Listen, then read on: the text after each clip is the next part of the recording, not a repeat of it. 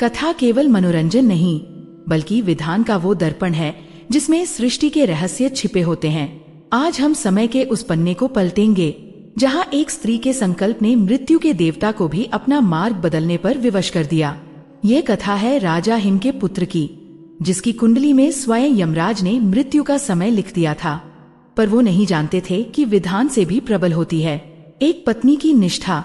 हिमालय की तलहटी में बसा हिमवंत राज्य अपनी धवल चोटियों और स्फटिक सी स्वच्छ नदियों के लिए जितना प्रसिद्ध था, उससे कहीं अधिक अपनी प्रजा के सुख और संतोष के लिए जाना जाता था। वहाँ के चक्रवर्ती सम्राट राजा हिम धर्म और न्याय के साक्षात प्रतिरूप थे। उनके शासन में न कोई दरिद्र था, न कोई दुखी। कोष स्वर्ण और रत्नों से भरे थे और प्रजा के हृदय अपने राजा के प्रति श्रद्धा और प्रेम से। किंतु इस अपार वैभव और कीर्ति के मध्य राजा हिम और महारानी सुमेधा के हृदय में एक गहरा शून्य था, एक सूनी गोद का शून्य। वर्षों तक उन्होंने हर व्रत, हर अनुष्ठान, हर यज्ञ किया, हर देवस्थान पर शीश नवाया, पर राजमहल का आंगन किलकारियों के लिए तरसता ही रहा। समय की रेत उनके हाथों से फिसलती जा रही थी और उत्तराधिकारी की चिंता एक घने कुहासे की तरह पूरे साम्राज्य पर छाने लगी थी। फिर एक दिन जब आशा के अंतिम दीपक की लौ भी टिमटिमाने लगी थी, देवताओं ने उनकी सुन ली। वसंत ऋतु की एक मनोरम भोर में जब प्रकृति स्वयं नवजीवन का उत्सव मना रही थी, महारानी सुमेधा ने एक पुत्र को जन्म दिया। ये समाचार जैसे ही राजमहल की दीवारों से बाहर निकला, वह दावानल की तरह पूरे हिमवंत में फैल गया। दशकों का इंतजार समाप्त हुआ था। प्रजा जैसे हर्ष के सागर में डूब गई। ढोलन गाड़ों की गगन भेदी ध्वनि से दिशाएं गूंज उठीं। शंखनाद ने जैसे सोए हुए भाग्य को भी जगा दिया था। हर घर के द्वार पर बंधनवार सजाए गए, हर चौराहे पर मिठाइयां बांटी जा रही थीं। ऐसा प्रतीत हो रहा था मानो स्वयं सूर्य देव भी अपनी सहस्र किरणों से राजकुमार को आशीर्वाद देने के लिए अधिक तेज से चमक रहे हों।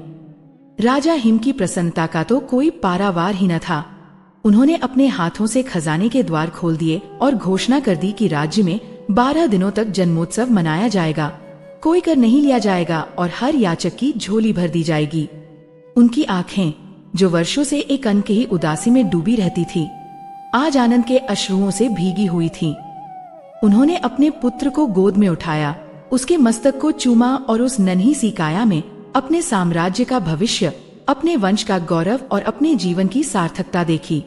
उत्सव के छठे दिन नामकरण और भविष्यक्तन की परंपरा के अनुसार राज्य के सबसे ज्ञानी और प्रतिष्ठित ज्योतिषियों की सभा बुलाई गई। राजसभा देव सभा की भांति लग रही थी, जहाँ देश के कोने कोने से आए प्रकांड विद्वान, भविष्यवक्ता और ज्योतिषाचार्य अपने अपने पोथियों और गन्ना पत्रों के साथ उपस्थित थे। सबके मध्य में मुख्य राज ज्योतिषी आचार्य भानुगुप्त विराजमान थे, जिनका ज्ञान सूर्य के प्रकाश की तरह स्पष्ट और अकाट्य माना जाता था। उनका मुखमंडल एक शांत सरोवर की भांति था, जिस पर अनुभव और ज्ञान की गहरी रेखाएं थीं। राजा हिम स्वयं राजकुमार को अपने हाथों में लेकर स्वर्ण सिंहासन पर बैठे। उनका मुख गर्व और अपेक्षा से दमक रहा था। शुभ मुहूर्त में आचार्य भानुगुप्त ने राजकुमार के जन्म का समय, तिथि और नक्षत्रों की स्थिति को गणना पत्र पर अंकित किया। जैसे ही उन्होंने ग्रहों की चाल और योगों की गणना आरंभ की, सभा में पूर्ण शांति छा गई। हर कोई अपनी श्वास रोके उस क्षण की प्रतीक्षा कर रहा था जब राजकुमार के गौरवशाली भविष्य की घोषणा होगी। आचार्य भानुगुप्त की लेखनी गणना पत्र पर सरपट दौड़ रही थी। उनके ललाट पर एकाग्रता की महीन रेखाएं उभर आईं। उन्होंने एक एक ग्रह की स्थिति, उसकी दृष्टि, उसके बल और उसके प्रभाव का गहन विश्लेषण किया। उन्होंने देखा कि राजकुमार का जन्म एक अत्यंत दुर्लभ और शक्तिशाली मुहूर्त में हुआ था। बृहस्पति, ज्ञान और विवेक का स्वामी, लग्न में विराजमान था, जो उसे असीम बुद्धि और न्यायप्रियता का वरदान दे रहा था। दशम भाव में बैठा सूर्य उसे एक चक्रवर्ती सम्राट की कीर्ति और तेज प्रदान कर रहा था। शुक्र उसे कला और सौंदर्य का प्रेमी बनाएगा और मंगल उसे अदम्य साहसी और पराक्रमी।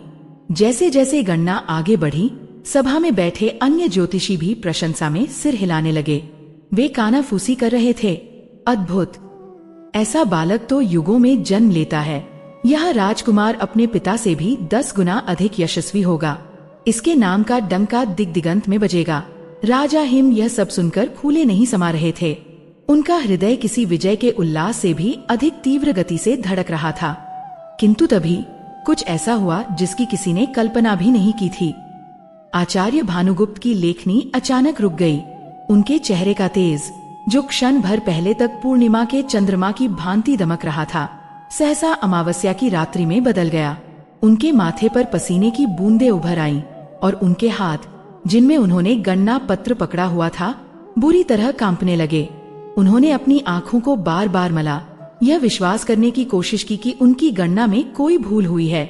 उन्होंने पुनः गणना की, 1 बार नहीं 3 बार, पर हर बार परिणाम वही था, एक ऐसा सत्य जो किसी विषधर नाग की तरह उनके ज्ञान को ही डस रहा था। राजसभा में उपस्थित सभी लोगों ने इस अकस्मात परिवर्तन को महसूस किया। कानाफूसी बंद हो गई और एक अशुभ भारी चुप्पी ने पूरे वातावरण को अपनी गिरफ्त में ले लिया। राजा हिम का हृदय किसी अनिष्ट की आशंका से बैठ गया। उन्होंने अपने सिंहासन से उठते हुए कहा, आचार्यवर, क्या हुआ? आप मौन क्यों हो गए? क्या कोई अशुभ संकेत है? निसंकोच कहें, आपका कहा हर शब्द मेरे लिए देववाणी है। आचार्य भानुगुप्त ने बड़ी कठिनाई से अपनी दृष्टि उठाई। उनकी आंखों में ज्ञान का गर्व नहीं, बल्कि एक गहरी पीड़ा और विवशता थी। उन्होंने कांपते हुए स्वरों में कहा, महाराज, क्षमा करें, इस दास की जिह्वा वो कहने का साहस नहीं कर पा रही जो मेरे नेत्र देख रहे हैं। स्पष्ट कहें आचार्य, राजा की आवाज में अधीरता और भय का मिश्रण था। आचार्य ने एक गहरी सांस ली, जैसे अपने भीतर के सारे साहस को एकत्र कर रहे हों। उन्होंने कहा, महाराज, राजकुमार की कुंडली में सभी ग्रह श्रेष्ठतम स्थिति में हैं। यह बालक संसार पर राज करने के लिए जन्मा है। इसकी बुद्धि बृहस्पति जैसी, तेज सूर्य जैसा और पराक्रम मंगल जैसा होगा। यह धर्म का पालक और प्रजा का रक्षक बनेगा। किंतु इस अमृत के सागर में विष की एक बूंद भी है। विष? कैसा विष? राजा लगभग चीख पड़े। आचार्य की दृष्टि झुक गई। उन्होंने कहा, महाराज, अष्टम भाव, जो आयु और मृत्यु का स्थान है, वहाँ शनि और राहु की युति है और उस पर मंगल की सीधी दृष्टि पड़ रही है। यह अल्पायु योग का सबसे प्रबल और अकाट्य विधान है। ज्योतिष शास्त्र के सहस्रों वर्षों के ज्ञान में इस योग का कोई तोड़ नहीं है। राजकुमार का जीवन मात्र 16 वर्ष का है। यह सुनते ही जैसे पूरी राजसभा पर वज्रपात हो गया हो। महारानी सुमेधा, जो पास ही के कक्ष से यह सब सुन रही थी, मूर्छित होकर गिर पड़ी। राजा हिम के हाथों से राजकुमार लगभग छूट ही गए थे। उन्होंने स्वयं को किसी तरह संभाला। उनका चेहरा रक्तहीन हो गया, मानो किसी ने उनके शरीर से सारा जीवन खींच लिया हो। उन्होंने अविश्वास में अपना सिर हिलाया और कहा, यह असत्य है, ये संभव नहीं है। मेरे पुत्र के साथ ऐसा अनर्थ नहीं हो सकता। आचार्य, आपकी गणना में अवश्य कोई त्रुटि हुई है। आचार्य भानुगुप्त की आंखों से अश्रु की एक बूंद टपक पड़ी। उन्होंने भरे गले से कहा, महाराज, काश ऐसा ही होता। काश मेरी सारी विद्या आज झूठी पड़ जाती। किंतु यह ग्रहों का विधान है और यह उतना ही सत्य है जितना सूर्य का पूर्व से उदय होना। उन्होंने थोड़ा रुककर और भी धीमे, लगभग फुसफुसाते हुए स्वर में कहा, और मृत्यु का कारण और समय भी निश्चित है। विवाह के ठीक चौथे दिन, रात्रि के प्रथम प्रहर में, सर्पदंश से अब किसी को कोई संदेह नहीं रहा। आचार्य भानुगुप्त की वाणी कभी मिथ्या नहीं होती थी। उत्सव का शोर एक भयावह, हृदय विदारक मौन में बदल गया। जिन चेहरों पर क्षण भर पहले उल्लास और आनंद नाच रहा था, वे अब भय और शोक से पत्थर हो गए थे। मिठाइयों की सुगंध को जैसे एक अदृश्य उदासी ने निगल लिया था और ढोलन गाड़ों की गूंज की जगह अब केवल सिसकियों की प्रतिध्वनि सुनाई दे रही थी। राजा हिम का संसार एक पल में उजड़ गया था। जिस पुत्र के लिए उन्होंने वर्षों प्रतीक्षा की थी, जिसका मुख देखकर उन्हें लगा था कि उन्होंने संसार का हर सुख पा लिया है, उसी पुत्र की मृत्यु का दिन और कारण भी आज ही निश्चित हो गया था। ये कैसा क्रूर परिहास था नियति का। उस रात राजा हिम अपनी शैया पर सो न सके। वे अपने पुत्र के पालने के पास बैठे रहे, उसे अपलक निहारते रहे। उस नन्हे से चेहरे पर छाई मासूमियत को देखकर उनका हृदय फटा जा रहा था। यह कैसे संभव था कि इस फूल को खिलने से पहले ही मुरझा जाने के लिए इत कर दिया गया था। उन्होंने उस भविष्यवाणी के हर शब्द पर विचार किया। विवाह के ठीक चौथे दिन, सर्पदंश से सहसा उनके मस्तिष्क में एक विचार कौंधा, एक ऐसा विचार जो निराशा के गहन अंधकार में एक छोटी सी मशाल की तरह था। यदि मृत्यु का कारण विवाह से जुड़ा है, तो क्या होगा यदि राजकुमार का विवाह ही न हो? यदि उसे कभी किसी स्त्री की परछाई तक न पड़ने दी जाए, यदि उसे संसार की दृष्टि से ही ओझल कर दिया जाए। यह एक पिता का प्रेम था जो विधान से, नियति से, यहाँ तक कि स्वयं मृत्यु के देवता से भी लड़ने को तैयार था। उन्होंने उसी क्षण एक कठोर, एक अकल्पनीय प्रण लिया। उन्होंने प्रतिज्ञा की कि वे अपने पुत्र को विवाह के बंधन में कभी नहीं बंधने देंगे। वे उसे काल की पहुंच से, यमराज की दृष्टि से भी दूर छिपा लेंगे। अगले ही दिन राजा हिम ने अपने सबसे विश्वास पात्र मंत्रियों और शिल्पकारों को बुलाया। उन्होंने राज्य की सीमा पर एक घने और दुर्गम वन के मध्य में एक ऐसे गुप्त महल के निर्माण का आदेश दिया जिसकी जानकारी केवल गिने चुने लोगों को ही हो। यह कोई साधारण महल नहीं होना था। इसकी दीवारें इतनी ऊंची और मोटी होनी थीं कि उन्हें भेद कर कोई अंदर न आ सके। इसके चारों ओर एक ऐसी गहरी खाई खोदी जानी थी जिसे पार करना असंभव हो। महल का एकमात्र द्वार वज्र से बना होना था जो केवल राजा की आज्ञा से ही खुलता। महल के भीतर जीवन की हर सुविधा उपलब्ध कराने का आदेश दिया गया। सुंदर उद्यान, क्रीड़ा स्थल, पुस्तकालय, व्यायामशाला, सब कुछ सिवाय एक चीज के। उस महल में किसी भी स्त्री का प्रवेश वर्जित था, चाहे वह दासी हो या रानी। यहाँ तक कि महल की दीवारों पर बने चित्रों में भी किसी नारी का अंकन नहीं होना था। राजकुमार की सेवा के लिए केवल पुरुष सेवक और उनकी शिक्षा के लिए केवल पुरुष गुरु नियुक्त किए गए, किंतु उन्होंने कभी किसी स्त्री का मुख नहीं देखा था। उनके लिए संसार उतना ही था जितना उस महल की दीवारें। वे अपनी माँ के स्नेह और वात्सल्य से अनभिज्ञ थे। उन्होंने कभी किसी सहेली की खिलखिलाहट नहीं सुनी थी, न ही किसी प्रेयसी की आंखों में अपना प्रतिबिंब देखा था। उनके गुरुओं और सेवकों को कठोर आदेश थे कि वे कभी भी विवाह, पत्नी या स्त्री जैसे शब्दों का उच्चारण भी न करें। राजकुमार के प्रश्नों का उत्तर बड़ी चतुराई से दिया जाता था। जब वे पूछते कि संसार में केवल पुरुष ही क्यों हैं, तो उन्हें बताया जाता कि यही सृष्टि का नियम है। वे आकाश में बादलों को देखते, दूर उड़ते पक्षियों के जोड़ों को निहारते और उनके मन में एक अनजानी सी हूक उठती, एक ऐसी रिक्तता जिसे महल का कोई भी ऐश्वर्य भर नहीं पाता था। उन्हें कभी कभी स्वप्न आते, धुंधले, अस्पष्ट स्वप्न, जिनमें कोई ऐसी छवि होती जिसे उन्होंने कभी देखा नहीं था, कोई ऐसा स्वर होता जिसे उन्होंने कभी सुना नहीं था, कोई ऐसा स्पर्श होता जिसे उन्होंने कभी महसूस नहीं किया था। वे जागकर बेचैन हो जाते, पर अपनी इस बेचैनी का कारण समझ नहीं पाते थे। दूसरी ओर राजा हिम हर दिन एक अनजाने भय के साथ जीते थे। वे अक्सर गुप्त रूप से अपने पुत्र से मिलने जाते। उसे देखकर उनका हृदय गर्व से भर जाता, पर अगले ही पल भविष्यवाणी का सर्प उनके मन में फुफकारने लगता। वे हृदयानंद के 16वें जन्मदिन के निकट आने से डरते थे। उन्होंने हर संभव प्रयास किया था कि नियति को धोखा दे सकें। महल के चप्पे चप्पे पर ऐसे रक्षक तैनात थे जो हवा को भी छान कर अंदर आने देते। हर कोने में सर्प निरोधक मणियों और जड़ी बूटियों का लेप किया गया था।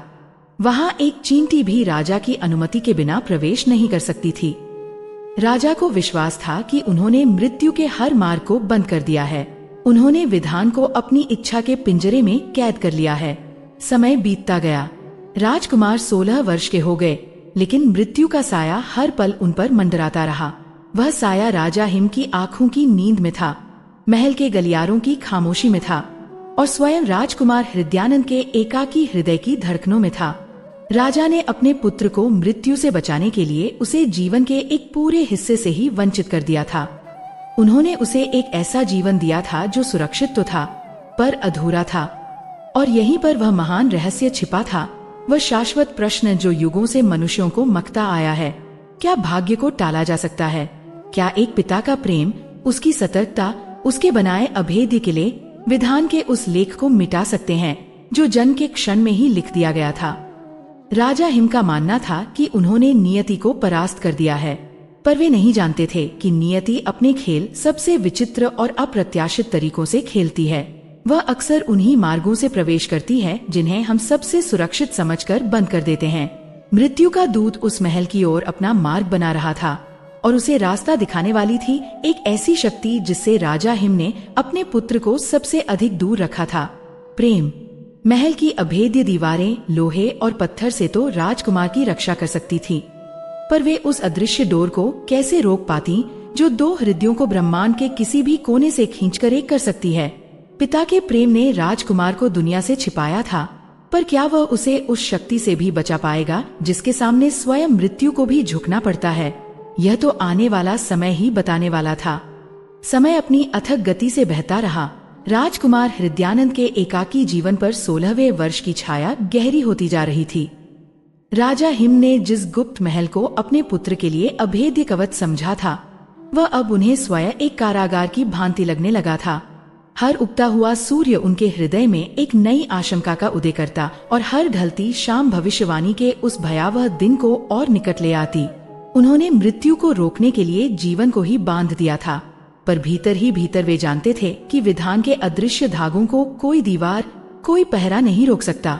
उनकी रातों की निद्रा और दिन का चैन, सब कुछ उसे कुंडली के पन्ने पर आकर ठहर गया था, जिस पर शनि और राहु ने मिलकर उनके पुत्र की आयु रेखा को सीमित कर दिया था। उन्हीं दिनों हिमवंत राज्य की पूर्वी सीमा से परे गंधार नामक एक समृद्ध और शक्तिशाली राज्य था। वहां के राजा महाराज चित्रसेन अपनी न्यायप्रियता और कला प्रेम के लिए विख्यात थे, किंतु उनकी प्रसिद्धि का सबसे बड़ा कारण थी उनकी एकमात्र पुत्री राजकुमारी हसिनी। हसिनी का नाम उसके रूप और गुण दोनों के कारण सार्थक था। उसका वर्ण कंचन की भांति दमकता था। उसकी आंखें शरद ऋतु के निर्मल सरोवर की तरह गहरी और शांत थीं, और उसकी वाणी में वीणा किसी मिठास थी। पर उसका सौंदर्य केवल बाहरी नहीं था, वह उतनी ही विदुषी, साहसी और करुणावान भी थी। उसने शस्त्र और शास्त्र दोनों की शिक्षा समान निपुणता से प्राप्त की थी। जहाँ एक ओर वह तर्कशास्त्र में बड़े बड़े विद्वानों को निरुत्तर कर देती, वहीं दूसरी ओर उसके एक संकेत पर उसका प्रिय बाज आकाश के सबसे ऊंचे पक्षी का भी शिकार कर लाता। परंतु राजकुमारी हसिनी की सबसे बड़ी विशेषता थी उसकी जन्म कुंडली, जिसे लेकर ज्योतिष जगत में किंवदंतियां प्रचलित थीं। कहा जाता था कि उसके जन्म के समय ग्रहों ने एक ऐसा संयोग रचा था जो सहस्राब्दियों में एक बार ही घटित होता है। स्वयं देवगुरु बृहस्पति उच्च के होकर उसके लग्न में बैठे थे, और भाग्य का स्वामी शुक्र अपने ही घर में विराजमान होकर एक ऐसा महायोग बना रहा था जिसे सर्वदोष नाशक योग कहा जाता था। उस योग के प्रभाव से हसिनी का भाग्य इतना प्रबल था कि वह जिसके भी जीवन से जुड़ती उसके दुर्भाग्य को, उसके संकटों को, यहाँ तक कि उसकी अकाल मृत्यु के योग को भी नष्ट करने की क्षमता रखती थी। उसका तेज एक ऐसे दिव्य कवच की भांति था जिसके समक्ष कोई भी अशुभ शक्ति ठहर नहीं सकती थी। महाराज चित्रसेन को अपनी पुत्री के इस अद्भुत भाग्य पर अटूट विश्वास था, और वे उसके लिए एक ऐसे वर की तलाश में थे जो उसके तेज के समकक्ष हो। कई राज्यों से विवाह के प्रस्ताव आए, पर महाराज चित्रसेन की दृष्टि हिमवंत के रहस्यमयी राजकुमार पर टिकी थी। उन्होंने राजकुमार हृदयानंद की विलक्षण प्रतिभा, उनके देवोपम सौंदर्य और उनके एकाकी जीवन की कहानियां सुन रखी थी। वे उस भयानक भविष्यवाणी से भी अनभिज्ञ नहीं थे जो राजकुमार के जीवन पर एक काले बादल की तरह मंडरा रही थी। जहां दूसरे राजा इस भविष्यवाणी के कारण अपने कदम पीछे खींच लेते, वहीं महाराज चित्रसेन को इसमें नियति का एक गहरा संकेत दिखाई दिया। उन्हें विश्वास था कि उनकी पुत्री का जन्म ही किसी महान उद्देश्य के लिए हुआ है, और क्या पता यह उद्देश्य हिमवंत के राजकुमार को मृत्यु के पाश से मुक्त कराना ही हो। यह एक बहुत बड़ा दाव था, एक ऐसा निर्णय जिस पर दो साम्राज्यों का ही नहीं बल्कि एक जीवन का भविष्य टिका था। एक शुभ दिन देखकर महाराज चित्रसेन ने अपने सबसे चतुर और वाक्पटु मंत्री आर्यक को एक भव्य लश्कर और अनमोल उपहारों के साथ हिमवंत की राजधानी भेजा। जब आर्यक ने राजा हिम की सभा में प्रवेश किया तो उनके आगमन के उद्देश्य को लेकर सभी के मन में उत्सुकता थी। आर्यक ने महाराज चित्रसेन का संदेश सुनाया। हे चक्रवर्ती सम्राट हिम, हमारे महाराज गंधार नरेश चित्रसेन आपकी और हिमवंत राज्य की कीर्ति से अत्यंत प्रभावित हैं। वे दोनों राज्यों के इस मैत्रीपूर्ण संबंध को एक अटूट रिश्ते में बदलना चाहते हैं। वे अपनी सर्वगुण संपन्न पुत्री राजकुमारी हसिनी का हाथ आपके यशस्वी पुत्र राजकुमार हृदयानंद के लिए मांगते हैं। यह प्रस्ताव सुनते ही राजसभा में एक स्तब्ध कर देने वाली शांति छा गई। जिस विवाह शब्द को राजा हिम ने पिछले 16 वर्षों से अपने शब्दकोश से ही निकाल दिया था। वह आज उनकी भरी सभा में गूंज रहा था। यह एक प्रस्ताव नहीं, बल्कि उस भविष्यवाणी की प्रतिध्वनि थी जिसने उनकी सुख शांति छीन ली थी। राजा हिम का चेहरा क्रोध और पीड़ा से तमतमा गया। उन्होंने अपने सिंहासन से खड़े होकर कठोर स्वर में कहा, मंत्रीवर, हम आपके महाराज की भावनाओं का सम्मान करते हैं, किंतु ये संबंध असंभव है। हमारा पुत्र अभी विवाह के लिए तैयार नहीं है। आप कृपया लौट जाएं। यह एक स्पष्ट और अंतिम उत्तर था, पर आर्यक भी एक कुशल राजनीतिज्ञ थे। उन्होंने विनम्रता से सिर झुकाया और कहा, महाराज, आपके निर्णय पर प्रश्न उठाने का दुस्साहस मैं नहीं कर सकता, किंतु हमारे राज ज्योतिषियों ने दोनों कुंडलियों का मिलान करके यह पाया है कि यह केवल एक विवाह नहीं, बल्कि 2 नक्षत्रों का मिलन है। हमारी राजकुमारी की कुंडली में मांगलिक दोष का निवारण करने वाला अखंड सौभाग्य योग, जो किसी भी अल्पायु योग को शांत करने की शक्ति रखता है। हमारे महाराज का मानना है कि यह विवाह राजकुमार के लिए एक नया जीवन लेकर आएगा, अंत नहीं। आर्य के अंतिम शब्दों ने राजा हिम के हृदय में एक छोटी सी हलचल पैदा कर दी। अखंड सौभाग्य योग, क्या यह संभव था? क्या नियति के लिखे को एक दूसरी नियति से काटा जा सकता है? पर उनका भय उनकी आशा पर हावी था। उन्होंने दृढ़ता से अपना निर्णय दोहराया और सभा विसर्जित कर दी। किंतु गंधार का प्रस्ताव अब हिमवंत के राजमहल में प्रवेश कर चुका था। यह केवल एक विवाह का प्रस्ताव नहीं था, बल्कि एक विचार था, एक संभावना थी, आशा की एक बहुत ही क्षीण किरण थी। यह बात महारानी सुमेधा तक भी पहुंची। पुत्र के वियोग और उसकी चिंता में घुलती हुई महारानी के लिए ये प्रस्ताव डूबते को तिनके का सहारा जैसा था। उन्होंने राजा हिम से एकांत में बात की। उनकी आंखों में आंसू थे, पर स्वर में एक माँ की दृढ़ता थी। स्वामी, उन्होंने कहा, 16 वर्ष हो गए। हमने अपने पुत्र को अपनी आंखों से, अपने जीवन से दूर कर दिया, इस आशा में कि हम उसे मृत्यु से दूर रख रहे हैं। पर हम कब तक उसे इस सुनहरे पिंजरे में कैद रखेंगे? हम मृत्यु के भय से उसे जीवन ही नहीं दे रहे हैं। क्या हमने हर उपाय नहीं कर लिया? अब जब स्वयं देव एक मार्ग सुझा रहे हैं, तो आप उससे मुख क्यों मोड़ रहे हैं? क्या पता यही वह द्वार हो जिसके पार हमारा पुत्र सुरक्षित हो। महारानी की बातों ने राजा हिम के भीतर एक द्वंद्व छेड़ दिया। एक ओर उनका प्रण था, उनका भय था, जो उन्हें किसी भी कीमत पर विवाह से दूर रहने को कह रहा था। दूसरी ओर एक पति और एक राजा का धर्म था, और एक पिता के हृदय में पल रही आशा की एक नन्ही सी कोमपल थी। वे कई रातों तक सो नहीं सके। वे अपने ही बनाए महल के गलियारों में एक आत्मा की तरह भटकते रहे। अंत में उन्होंने राज्य के सबसे वयोवृद्ध और तपस्वी ऋषियों की शरण में जाने का निश्चय किया, जो सांसारिक मोहमाया से दूर हिमालय की कंदराओं में तपस्या करते थे। राजा हिम ने एक कठिन यात्रा की और महर्षि जाबाली के आश्रम पहुँचे। वहाँ उन्होंने अपनी पूरी व्यथा, भविष्यवाणी से लेकर गंधार के प्रस्ताव तक सब कुछ ऋषियों के समक्ष रख दिया। महर्षि जाबाली, जो त्रिकालदर्शी थे, अपनी आंखें बंद करके गहरे ध्यान में चले गए। आश्रम में पूर्ण शांति थी। केवल हवन की अग्नि के चटकने की ध्वनि आ रही थी। कुछ देर बाद उन्होंने अपनी आंखें खोली। उनकी दृष्टि में अपार करुणा थी। उन्होंने कहा, राजन, तुम विधान को बदलने का प्रयास कर रहे हो। यह वैसा ही है जैसे नदी के प्रवाह को हाथों से रोकने का प्रयास करना। तुमने अपने पुत्र को संसार से दूर रखा, पर तुम उसे संसार के नियमों से दूर नहीं रख सकते। हर जीव अपने कर्म और भाग्य का एक बंडल लेकर जन्म लेता है। राजा हिम ने निराश होकर कहा, तो क्या कोई उपाय नहीं है महर्षि?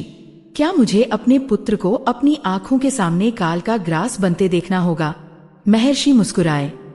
धैर्य रखो राजन। विधान जितना कठोर है, उतना ही रहस्यमयी भी है। तुमने सुना होगा, विषस्य विषमौषधम। कभी कभी विष का उपचार विष ही होता है। जिस विवाह को तुम अपने पुत्र की मृत्यु का कारण मान रहे हो, संभव है वही उसके जीवन का स्रोत बन जाए। गंधार की राजकुमारी कोई साधारण कन्या नहीं है। उसका भाग्य प्रबल है। जब एक प्रबल भाग्य दूसरे दुर्भाग्यपूर्ण भाग्य से टकराता है, तो एक नई नियति का जन्म होता है। यह एक जुआ है राजन, एक बहुत बड़ा जुआ। यदि तुम नहीं खेलते हो तो तुम्हारे पुत्र की मृत्यु निश्चित है। यदि तुम खेलते हो तो एक अवसर है कि वह बच जाए। निर्णय तुम्हें करना है। ऋषियों की सलाह ने राजा हिम के मन का कुहासा साफ कर दिया था। उन्हें अब अपना मार्ग स्पष्ट दिखाई दे रहा था।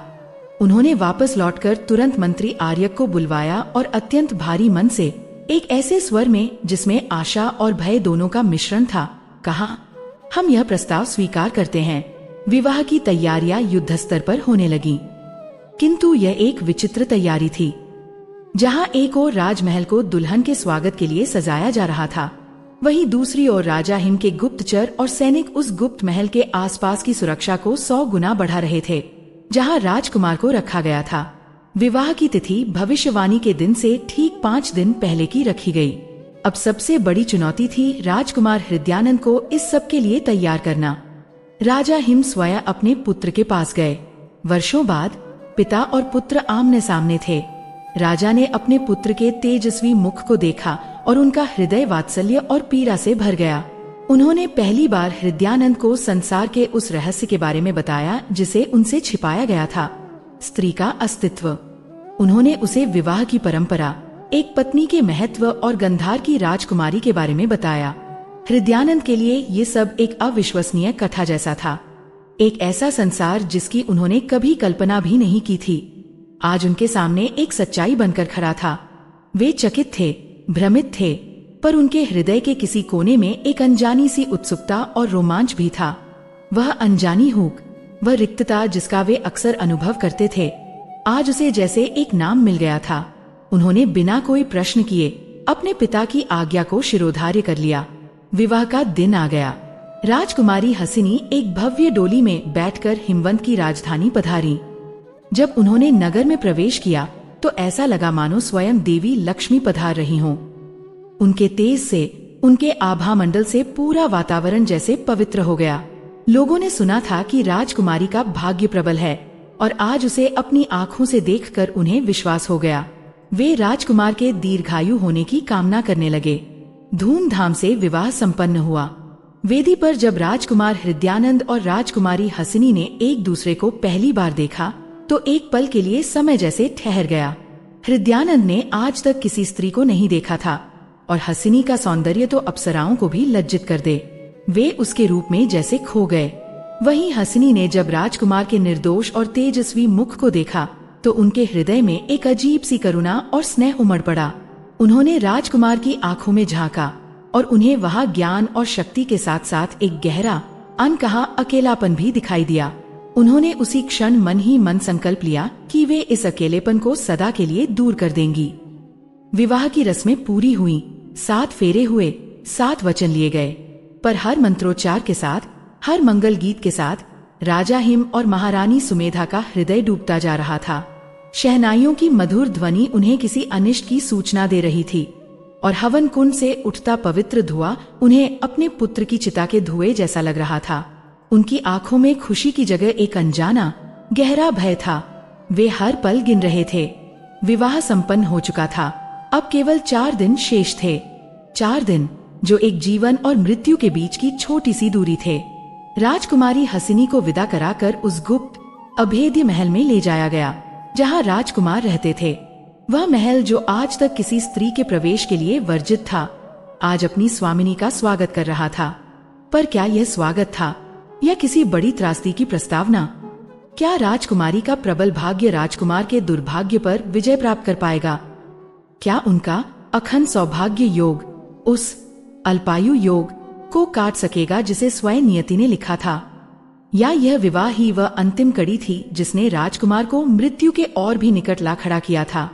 पूरा हिमवंत राज्य, राजा और रानी और स्वयं देवगण भी अपनी श्वास रोके उन 4 दिनों के बीतने की प्रतीक्षा कर रहे थे। समय का चक्र घूम रहा था और यमराज का पाश धीरे धीरे कसता जा रहा था। विवाह की रस्मों और उत्सवों की औपचारिक धूमधाम के पश्चात राजकुमार हृदयानंद और राजकुमारी हसिनी को उस एकाकी, स्वर्ण जड़ित महल में लाया गया जो अब उनका घर था। राजकुमार के लिए यह एक स्वप्न के सच होने जैसा था। उनका जीवन जो अब तक केवल पुरुषों, गुरुओं और सेवकों के मध्य बीता था, आज एक ऐसे संगीत से भर गया था जिसे उन्होंने कभी सुना नहीं था। एक ऐसी सुगंध से महक उठा था जिसे उन्होंने कभी जाना नहीं था। हसिनी की उपस्थिति मात्र से उस महल की पत्थर की दीवारें भी जैसे सजीव हो उठी थीं। उनकी खिलखिलाहट गलियारों में गूंजती तो लगता जैसे वर्षों से मौन झरने कूट पड़े हों। उनकी पायल की रुंझुन ऐसे लगती जैसे नियति स्वयं कोई मंगल गीत गा रही हो। हृदयानंद अपनी पत्नी के सौंदर्य, उनकी बुद्धि और उनके आत्मविश्वास में पूरी तरह खो चुके थे। उन्हें ऐसा प्रतीत हो रहा था मानो उनके एकाकी जीवन का पुरस्कार देने के लिए स्वयं कोई देवी स्वर्ग से उतर आई हो। किंतु हसिनी के मन में एक अनकही बेचैनी थी। वे देख सकती थीं कि इस महल के ऐश्वर्य और उत्सव के पीछे एक गहरा दबा हुआ भय छिपा है। राजा हिम और महारानी सुमेधा की आंखों में विदाई के समय उन्होंने आंसू तो देखे थे, पर वे केवल अपनी पुत्री को विदा करने वाले माता पिता के आंसू नहीं थे। उनमें एक असीम पीड़ा, एक भयावह आशंका का सागर लहरा रहा था। महल के सेवक और दासियां भी जब राजकुमार को देखते तो उनकी आंखों में प्रशंसा के साथ एक अजीब सी भी होती। हर कोई बहुत अधिक सतर्क, बहुत अधिक सावधान था। हसिनी एक कुशल रणनीतिकार थी और वे समझ गई थीं कि यहाँ कुछ ऐसा है जो उनसे छिपाया जा रहा है, एक ऐसा रहस्य जो इस पूरे महल की नींव में समाया हुआ है। विवाह की पहली रात आई। चंद्रमा अपनी पूरी कलाओं के साथ आकाश में चमक रहा था और महल के उद्यान चंपा और चमेली की सुगंध से महक रहे थे। राजकुमार अपने कक्ष में राजकुमारी की प्रतीक्षा कर रहे थे। उनका हृदय पहली बार प्रेम के अनजाने अनुभव से धड़क रहा था। दूसरी ओर दासियां राजकुमारी हसिनी को दुल्हन के रूप में सजा रही थीं। वे उनके लंबे घने केशों में मोतियों की लड़ियां गूंथ रही थीं, उनके हाथों में सुगंधित लेप लगा रही थीं और उन्हें राजसी वस्त्र पहना रही थीं। वातावरण को हल्का करने के लिए वे आपस में हंसी मजाक कर रही थीं और राजकुमारी को उनके नए जीवन के लिए छेड़ रही थीं। हसिनी ने इस अवसर का लाभ उठाते हुए अत्यंत सहजता से पूछा, ये महल बहुत ही सुंदर और सुरक्षित है, पर ऐसा प्रतीत होता है जैसे यहाँ हर कोई किसी अदृश्य शत्रु से भयभीत हो। क्या कोई विशेष कारण है? ये सुनते ही दासियों की हंसी अचानक रुक गई। एक दूसरे को देखने लगी जैसे किसी ने कोई वर्जित प्रश्न पूछ लिया हो। एक वृद्ध दासी जो वर्षों से राजकुमार की धाई माँ की तरह सेवा कर रही थी की आंखें भर आईं। उसने कांपते हुए स्वर में कहा, राजकुमारी जी, आप हमारी स्वामिनी हैं, आपसे क्या छिपाना। पर यह एक ऐसा सत्य है जिसे सुनकर पत्थर का हृदय भी पिघल जाए। और फिर उस वृद्ध दासी ने धीमी फुसफुसाती आवाज में उस पूरी कथा को बयान कर दिया। उसने राजकुमार के जन्म के समय हुई उस भयावह भविष्यवाणी के बारे में बताया। विवाह के ठीक चौथे दिन सर्पदंश से अकाल मृत्यु। उसने बताया कि कैसे राजा हिम ने अपने पुत्र को दुनिया की नजरों से छिपाकर इस गुप्त महल में पाला, कैसे विवाह शब्द को ही यहाँ प्रतिबंधित कर दिया गया था और कैसे उनका विवाह इस श्राप को काटने की एक अंतिम डेसेस्परी आशा के रूप में किया गया है। हर शब्द एक हथौड़े की तरह हसिनी के हृदय पर चोट कर रहा था। उन्हें अब समझ आया कि राजा रानी की आंखों में वह पीड़ा क्यों थी, सेवकों की दृष्टि में वह क्यों थी और इस महल की सुरक्षा में वह अतिरिक्त सतर्कता क्यों थी। जिस विवाह को वे अपने जीवन का सबसे सुखद अध्याय समझ रही थी, वह वास्तव में मृत्यु की ओर ले जाने वाला एक सोपान था। उनके पति, जिनके साथ उन्होंने अभी अभी 7 जन्मों तक साथ निभाने की शपथ ली थी, उनके पास अब केवल 4 दिनों का जीवन शेष था। एक पल के लिए हसिनी को लगा जैसे उनके पैरों के नीचे से धरती खिसक गई हो, जैसे वे किसी अथाह अंधकार में गिरती जा रही हों। उनका सिर चकरा गया और उनकी आंखों के सामने अंधेरा छा गया। दासियां उन्हें इस अवस्था में देखकर घबरा गईं। वे दौड़ी और उनके लिए जल लेकर आईं। पर यह शारीरिक आघात नहीं बल्कि मानसिक था। एक साधारण स्त्री होती तो शायद चीत्कार कर उठती, अपने भाग्य को कोसती या भय से मूर्छित हो जाती, किंतु हसिनी साधारण नहीं थी। उन्होंने जल का पात्र एक ओर रख दिया और अपनी आंखें बंद कर लीं। उन्होंने एक गहरी सांस ली, फिर दूसरी, फिर तीसरी। जब उन्होंने अपनी आंखें खोलीं तो वे एक अलग ही स्त्री थीं। उनकी आंखों में भय या आंसू का एक कण भी नहीं था। उनकी जगह वहां एक ऐसी दृढ़ता, एक ऐसी अडिग संकल्प की अग्नि जल रही थी जिसकी लौ के सामने बड़ी बड़ी सेनाएं भी भस्म हो सकती थीं। उनका मुखमंडल जो क्षण भर पहले पीड़ा से पीला पड़ गया था, अब किसी तपस्विनी की भांति दमक रहा था। उन्होंने शांत पर अत्यंत दृढ़ स्वर में कहा, तो यह बात है। उनकी इस प्रतिक्रिया से दासियां हतप्रभ रह गईं। उन्हें लगा था कि राजकुमारी विलाप करेंगी, पर यहाँ तो शांति का एक ऐसा सागर था जिसकी गहराई नापना असंभव था। हसीनी उठीं और कक्ष में टहलने लगी। उनका हर कदम नपातुला और आत्मविश्वास से भरा था। उन्होंने स्वयं से, पर इतने ऊंचे स्वर में कहा कि वहां उपस्थित सभी लोग सुन सकें, मेरे पिता ने मुझे शास्त्रों की शिक्षा दी है। मैंने पढ़ा है कि एक पत्नी अपने पति की अर्धांगिनी होती है, उसके भाग्य की सहस्वामिनी होती है। यदि मेरे पति के भाग्य में मृत्यु लिखी है तो मेरे भाग्य में उस मृत्यु से संघर्ष करना लिखा है। मैंने अग्नि को साक्षी मानकर वचन दिया है, मैं उस वचन को नहीं तोड़ूंगी। मैं अपने पति के प्राणों की रक्षा करूंगी, चाहे इसके लिए मुझे स्वयं मृत्यु के देवता यमराज से ही क्यों न लड़ना पड़े। यह कोई भावुक घोषणा नहीं थी, यह एक योद्धा का प्रण था, एक रानी की प्रतिज्ञा थी। उस क्षण उस कक्ष में उपस्थित दासियों को ऐसा लगा जैसे वे किसी राजकुमारी को नहीं, बल्कि स्वयं देवी दुर्गा के किसी अंश को देख रही हों। हसीनी राजकुमार के कक्ष में गईं। उनके मुख पर वही शांत मुस्कान थी, वही सहजता थी। हृदयानंद अपनी पत्नी के अलौकिक सौंदर्य को देखकर सब कुछ भूल गए। वे नहीं जानते थे कि जिस स्त्री को वे देख रहे हैं वह अभी अभी उनके जीवन की सबसे बड़ी लड़ाई लड़ने का संकल्प लेकर आई है। हसीनी ने अपने व्यवहार से, अपनी बातों से राजकुमार को ये भनक तक नहीं लगने दी कि उनके मन में कितना बड़ा तूफान चल रहा है। वे जानती थीं कि यदि राजकुमार को सत्य का पता चला तो वे भयभीत हो जाएंगे और उनका भय ही मृत्यु का सबसे बड़ा आमंत्रण बन जाएगा। अगले 2 दिन हसीनी के लिए केवल दिन रात नहीं, बल्कि एक युद्ध की तैयारी थे। उन्होंने किसी को अपनी योजना नहीं बताई, न अपने पति को, न किसी सेवक को। वे जानती थीं कि यह लड़ाई उन्हें अकेले ही लड़नी है। उनका मस्तिष्क किसी सेनापति की भांति काम कर रहा था। उनका पहला कार्य था अपने युद्ध क्षेत्र यानी उस महल का पूर्ण निरीक्षण करना। सुबह होते ही वे राजकुमार के साथ महल के भ्रमण पर निकल पड़ी। राजकुमार उन्हें बड़े उत्साह से अपना घर दिखा रहे थे। वह पुस्तकालय जहां उन्होंने ज्ञान अर्जित किया था, वह शस्त्रशाला जहां उन्होंने शस्त्र चलाना सीखा था, वह संगीत कक्ष जहां वे वीणा बजाते थे। पर हसीनी की दृष्टि कहीं और थी।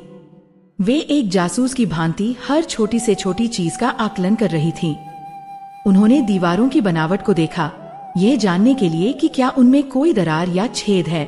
उन्होंने फर्श के पत्थरों को जांचा, यह देखने के लिए कि क्या कोई पत्थर ढीला है या उसके नीचे कोई गुप्त मार्ग हो सकता है। उन्होंने खिड़कियों और झरोखों की जाली की मजबूती को परखा। उनकी आंखें लगातार उन स्थानों को खोज रही थी जहां से एक सर्प प्रवेश कर सकता था। नालियां, पानी के निकास के रास्ते, हवा के लिए बने रोशनदान। उन्होंने सेवकों से बातों बातों में महल के निर्माण की कहानी पूछी, ये जानने के लिए कि क्या इसके नीचे कोई पुरानी सुरंग या तहखाना है। उन्होंने मालियों से उद्यान में उगने वाले हर पौधे और जड़ी बूटी के बारे में जानकारी ली और ये भी पूछा कि क्या इस क्षेत्र में कोई विषैले जीव जंतु पाए जाते हैं। उन्होंने रसोइयों से पूछा कि भोजन कहाँ से आता है और कैसे सुनिश्चित किया जाता है कि उसमें कोई विष न मिला हो। उनकी शांति और उनका आत्मविश्वास देखकर सब हैरान थे। किसी को ये समझ नहीं आ रहा था कि एक नवविवाहिता जिसे अपने पति के साथ समय बिताना चाहिए, वह महल के निर्माण और उसकी सुरक्षा में इतनी रुचि क्यों ले रही है। कुछ लोगों ने सोचा कि यह उनका राजकुमारी होने का स्वभाव है, वे अपनी नई जिम्मेदारियों को समझ रही हैं। पर कोई यह नहीं जानता था कि उनके मस्तिष्क में क्या चल रहा है। वे मन ही मन एक अभेद्य योजना तैयार कर रही थीं, एक ऐसी व्यूहरचना कर रही थीं जिसे स्वयं मृत्यु का दूत भी भेद न सके। इस निरीक्षण के दौरान उन्होंने पाया कि महल लगभग अभेद्य था। राजा हिम ने कोई कसर नहीं छोड़ी थी। दीवारें चिकने ग्रेनाइट की थीं, जिन पर चढ़ना असंभव था। हर नाली के मुहाने पर मोटी लोहे की जाली लगी थी। महल के चारों ओर की खाई में मगरमच्छ घूम रहे थे। सुरक्षा इतनी कड़ी थी कि एक पक्षी भी बिना आज्ञा के पर नहीं मार सकता था। ये देखकर एक पल के लिए हसीनी को चिंता हुई। यदि प्रवेश के सभी मार्ग बंद हैं, तो भविष्यवाणी सत्य कैसे होगी? क्या यमराज का दूत हवा में चलकर आएगा? और तभी उनके मस्तिष्क में एक विचार कौंधा जो बिजली की तरह चमका। शत्रु हमेशा बाहर से नहीं आता, उन्होंने सोचा। कभी कभी सबसे बड़ा खतरा भीतर ही छिपा होता है। अब उनकी खोज की दिशा बदल गई। वे बाहर के खतरों की जगह अंदर की कमजोरियों को ढूंढने लगी। उन्होंने उन सभी उपहारों की सूची बनवाई जो उनके विवाह में आए थे। उन्होंने उन संदूकों और पेटियों की जांच की जो दूसरे राज्यों से आए थे। उन्होंने हर उस वस्तु का निरीक्षण किया जो पिछले कुछ दिनों में महल के अंदर लाई गई थी। उनका तर्क सरल था, यदि सर्प को आना है तो वह या तो स्वयं आएगा या उसे किसी माध्यम से अंदर लाया जाएगा। अपनी इस खोज और योजना के बीच वे एक आदर्श पत्नी की भूमिका भी निभा रही थीं। वे हृदयानंद के साथ चौसर खेलती, उनके लिए कविताएं पढ़ती और उनके संगीत को सुनकर मंत्रमुग्ध हो जाती। उन्होंने इन 2 दिनों में हृदयानंद को उतना जाना जितना शायद लोग वर्षों में नहीं जान पाते। उन्होंने उनके निर्दोष हृदय, उनकी ज्ञान की प्यास और उनके अकेलेपन को देखा, और जितना वे उन्हें जानती गई उतना ही उनका संकल्प दृढ़ होता गया। अब यह केवल एक रानी का अपने राजा के प्रति कर्तव्य नहीं था, यह एक स्त्री का अपने प्रेम को बचाने का संघर्ष बन गया था। उनका आत्मविश्वास किस रहस्य पर आधारित था? यह केवल उनके प्रबल भाग्य पर अंधा विश्वास नहीं था। उनका आत्मविश्वास 3 स्तंभों पर खड़ा था। पहला स्तंभ था उनका ज्ञान और बुद्धि। उन्होंने केवल शास्त्र नहीं पढ़े थे, उन्होंने उन्हें जीवन में उतारना सीखा था। वे जानती थीं कि हर समस्या का एक तार्किक समाधान होता है और भय के स्थान पर यदि विश्लेषण किया जाए तो सबसे बड़ी गुत्थी भी सुलझाई जा सकती है। दूसरा स्तंभ था उनका आध्यात्मिक बल। उन्हें अपनी कुंडली के अखंड सौभाग्य योग पर विश्वास था, पर यह विश्वास निष्क्रिय नहीं था। वे मानती थीं कि भाग्य अवसर प्रदान करता है, किंतु उस अवसर का उपयोग कर्म से ही करना पड़ता है। उनका प्रण, उनका संकल्प ही उनका सबसे बड़ा कर्म था। और तीसरा, सबसे शक्तिशाली स्तंभ था उनका प्रेम। अपने पति के लिए उमड़ा यह निश्चल प्रेम उन्हें वह शक्ति दे रहा था जिसके सामने संसार की कोई भी नकारात्मक शक्ति छोटी थी। 2 दिन और 3 रातें बीत चुकी थीं। अब चौथी रात आने वाली थी, भविष्यवाणी की रात। महल में एक खौफनाक सन्नाटा पसर गया था। हर कोई जानता था कि आज की रात निर्णय की रात है। राजा हिम और महारानी सुमेधा ने अपने राजमहल में अखंड यज्ञ का आयोजन किया था। वे अपने पुत्र के जीवन के लिए देवताओं से प्रार्थना कर रहे थे, पर हसीनी प्रार्थना नहीं कर रही थीं। वे तैयारी कर रही थीं। उन्होंने अपनी योजना को अंतिम रूप दे दिया था। एक अकेली स्त्री, बिना किसी सेना, बिना किसी शस्त्र के, सृष्टि के सबसे प्रबल विधान, स्वयं मृत्यु के देवता के विरुद्ध खड़ी होने को तैयार थी। किसी को नहीं पता था कि उनकी योजना क्या है, पर उनकी शांत और दृढ़ आंखें देखकर ऐसा लग रहा था जैसे उन्होंने नियति को भी चुनौती दे दी हो। तुम अपना दूध भेजो, मैं यहाँ उसकी प्रतीक्षा कर रही हूँ। अंततः वह रात्रि आ ही गई। कार्तिक मास के कृष्ण पक्ष की त्रयोदशी की अंधकार में भयावह रात्रि। वह रात्रि जिसके गर्भ में एक राजकुमार की मृत्यु का विधान लिखा था। पूरे हिमवंत साम्राज्य पर एक असहनीय बोझ था। एक मौन प्रार्थना थी जो हर हृदय से उठकर आकाश की ओर जा रही थी। राजा हिम और महारानी सुमेधा अपने राजमहल के यज्ञशाला में हवन कुंड के समक्ष बैठे थे। उनकी आंखें अग्नि की लपटों पर टिकी थीं, पर उनका मन अपने पुत्र के उस एकाकी महल में भटक रहा था। वे हर पल उस अनिष्ट की कल्पना करके काम उठते थे जिसका समय अब घंटों में नहीं बल्कि पलों में गिना जा रहा था। उस गुप्त महल के सैनिक और सेवक जो अब तक केवल आज्ञा का पालन करते आए थे, आज उनके चेहरों पर भी कर्तव्यनिष्ठा के साथ साथ एक गहरा भय उतर आया था। हवा भी जैसे थम सी गई थी और पेड़ों के पत्ते भी खड़कने से डर रहे थे, मानो पूरी प्रकृति अपनी श्वास रोके उस आसन्न त्रासदी की प्रतीक्षा कर रही हो। किंतु उस महल के हृदय में जहाँ भय का केंद्र होना चाहिए था, वहाँ एक अद्भुत अकल्पनीय शांति विराजमान थी। राजकुमारी हसीनी के मुख पर चिंता की एक भी रेखा नहीं थी। उनकी चाल में वही सहजता, उनकी वाणी में वही दृढ़ता और उनकी आंखों में वही संकल्प की दिव्य ज्योति थी। उन्होंने दिन के प्रथम प्रहर में ही अपनी योजनाओं को क्रियान्वित करना आरंभ कर दिया था। सबसे पहले उन्होंने महल के मुख्य कोषाध्यक्ष को बुलवाया। कोषाध्यक्ष एक वृद्ध और अनुभवी व्यक्ति था जिसने राजा हिम की 3 पीढ़ियों की सेवा की थी। उसने राजकुमारी को विनम्रता से प्रणाम किया और उनकी आज्ञा की प्रतीक्षा करने लगा। हसीनी ने शांत स्वर में कहा, कोषाध्यक्ष जी, मुझे इस महल के कोष में और मेरे स्वयं के दहेज में आए सभी स्वर्ण और रजत आभूषण, सभी स्वर्ण और रजत मुद्राएं और रत्नजड़ित सभी पात्र, चाहे वे कितने ही छोटे या बड़े हों, तत्काल चाहिए। कोषाध्यक्ष यह सुनकर भौंचक्का रह गया। उसने सोचा शायद राजकुमारी को किसी विशेष पूजा के लिए कुछ आभूषणों की आवश्यकता होगी। उसने पूछा, राजकुमारी जी, आपको कौन कौन से आभूषण चाहिए? मैं अभी प्रस्तुत करता हूँ। हसीनी ने स्पष्टता से कहा, कुछ नहीं, सब कुछ। एक भी स्वर्ण मुद्रा या चांदी का कर्णफूल कोष में शेष नहीं रहना चाहिए। सब कुछ लाकर हमारे शयन कक्ष के द्वार के ठीक बाहर एकत्रित कर दें।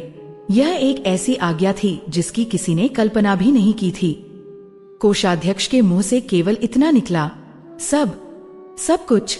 पर राजकुमारी की आंखों में उसे एक ऐसा तेज और अधिकार दिखाई दिया कि वह और कोई प्रश्न पूछने का साहस नहीं कर सका।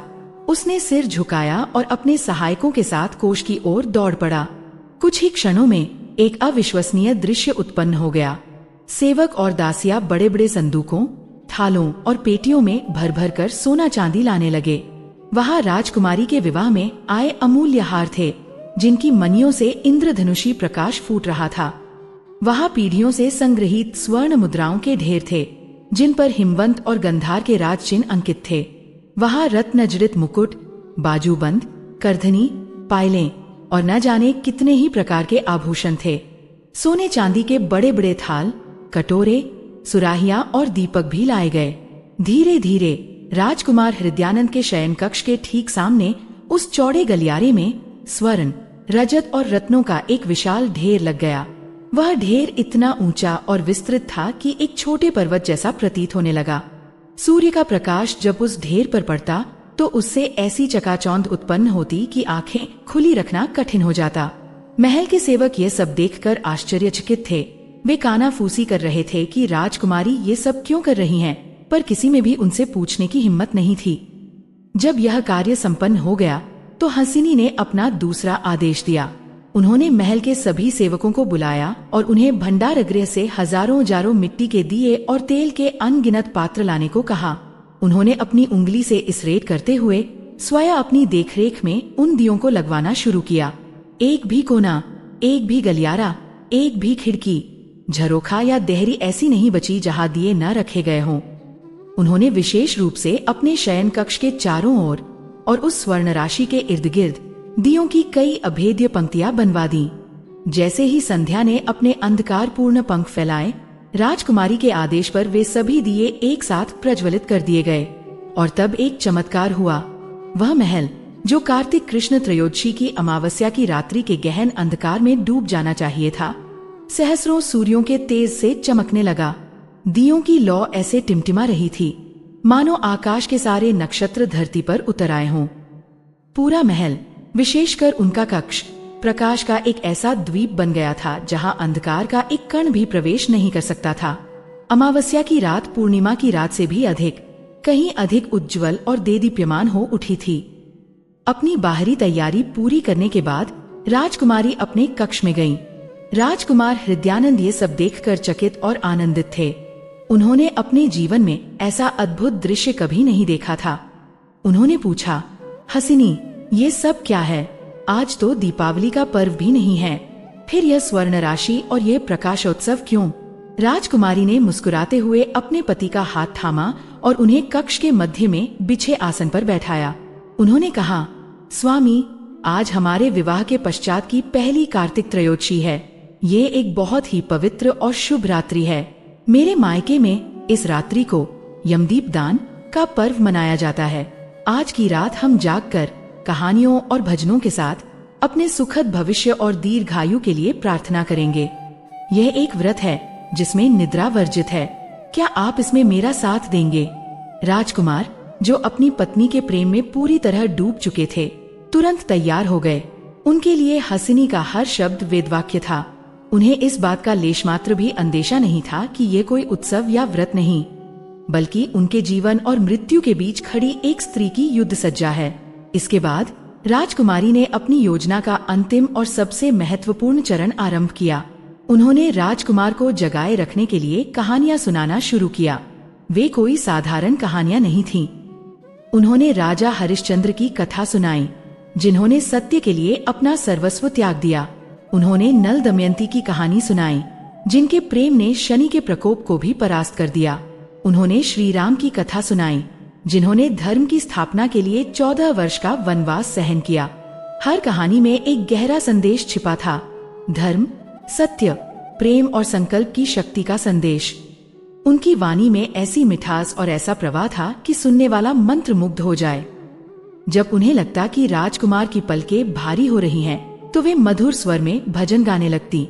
उन्होंने भगवान शिव का स्तोत्र गाया, माँ दुर्गा की स्तुति की और भगवान विष्णु के नाम का संकीर्तन किया। उनकी आवाज, जिसमें प्रेम और भक्ति का अद्भुत संगम था, महल की दीवारों से टकराकर एक दिव्य और अभेद्य कवच का निर्माण कर रही थी। ऐसा प्रतीत हो रहा था मानो वे केवल अपने पति को नहीं, बल्कि उस कक्ष के कनकन को, वहां की वायु को और स्वयं समय को भी जागृत रहने का आवाहन कर रही हों। समय धीरे धीरे सरक रहा था। एक एक पल एक एक युग की भांति बीत रहा था। रात्रि का प्रथम प्रहर बीता, फिर दूसरा। मध्य रात्रि निकट आ रही थी। वह क्षण जब ग्रहों का विधान अपना प्रभाव दिखाने वाला था। वह क्षण जब भविष्यवाणी के अनुसार यमराज के दूत को अपना कार्य संपन्न करना था और सुदूर यमलोक में विधान के अनुसार काल को गति दी गई। मृत्यु के देवता यमराज ने अपने सबसे तीव्र और विषैले सर्प को आदेश दिया, जाओ, पृथ्वी पर हिमवंत राज्य के राजकुमार हृदयानंद के प्राण हर कर लाओ। विधान अटल है, उसका समय आ चुका है। वह सर्प, जो स्वयं काल का प्रतिरूप था, अपने लक्ष्य की ओर चल पड़ा। उसकी गति वायु से भी तीव्र थी। वह किसी भी बाधा को भेद सकता था, किसी भी दीवार को लांघ सकता था। नियति के अदृश्य धागे उसे सीधे उस गुप्त महल की ओर खींच रहे थे। कुछ ही क्षणों में वह महल की बाहरी दीवार तक पहुंच गया, पर वहां पहुंचते ही वह ठिठक गया। उसने अपने जीवन में इतना प्रखर, इतना तीव्र प्रकाश कभी नहीं देखा था। वह महल नहीं, बल्कि प्रकाश का एक धधकता हुआ गोला लग रहा था। सर्प की आंखें उस असहनीय तेज से चौंधिया गईं। एक पल के लिए वह अपना मार्ग भूल गया, पर वह यम का दूत था। अपने लक्ष्य से भटकना उसके स्वभाव में नहीं था। उसने अपनी अन्य इंद्रियों का प्रयोग किया और अंततः राजकुमार की गंध का अनुसरण करते हुए उनके शयन कक्ष तक पहुंचने वाले मार्ग तक आ गया। पर जैसे ही वह कक्ष के द्वार पर पहुंचा, उसे एक और बड़ी, उससे भी अविश्वसनीय बाधा का सामना करना पड़ा। उसके सामने स्वर्ण और रत्नों का एक पर्वत खड़ा था, और उस पर्वत पर जब सहस्रों दियों का प्रकाश प्रतिबिंबित हो रहा था, तो एक ऐसी मायावी, ऐसी भ्रामक और चकाचौंध कर देने वाली स्थिति उत्पन्न हो रही थी, जिसे भेद पाना असंभव था। हर आभूषण, हर मुद्रा, हर रत्न एक दर्पण की भांति काम कर रहा था। प्रकाश को लाखों करोड़ों गुना बढ़ाकर सर्प की आंखों पर फेंक रहा था। सर्प के लिए यह एक ऐसा चक्रव्यूह था जिससे निकलने का कोई मार्ग नहीं था। वह जिधर भी देखता, उसे केवल असहनीय, अंधा कर देने वाला प्रकाश ही दिखाई देता। उसका मस्तिष्क भ्रमित हो गया, उसकी दिशाबोध की शक्ति समाप्त हो गई। वह उस स्वर्ण पर्वत के चारों ओर चक्कर काटता रहा, प्रवेश करने का कोई मार्ग खोजता रहा, पर उसे कुछ न मिला। क्रोध और विवशता में फुफकारते हुए जब वह कोई और उपाय सोच रहा था, तभी उसके कानों में एक मधुर, दिव्य संगीत की ध्वनि पड़ी। यह राजकुमारी हसिनी के भजन का स्वर था।